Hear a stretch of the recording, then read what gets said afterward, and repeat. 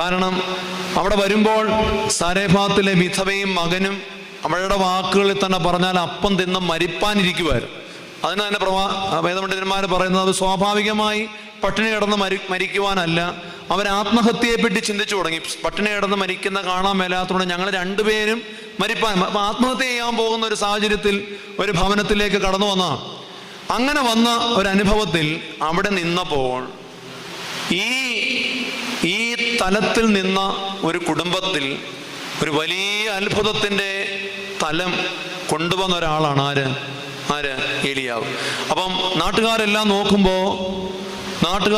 നോക്കുമ്പോൾ അവിടെ ഒരു വലിയ അത്ഭുതം നടന്നു. അവരുടെ വീട്ടിൽ മരണമുണ്ടായില്ല, അവരുടെ വീട്ടിൽ സമൃദ്ധി ഉണ്ടായി. അവിടുത്തെ സമൃദ്ധി ചുറ്റുപാടുകളിലെല്ലാം വ്യാപിച്ചു. അപ്പം നാട്ടുകാരുടെയും വീട്ടുകാരുടെയും മുമ്പിൽ ഏലിയാവ് ഇപ്പോൾ ആരാണ്? ഒരു ഹീറോയാണ്. എന്നാൽ ഈ എല്ലാവരുടെയും മുമ്പിൽ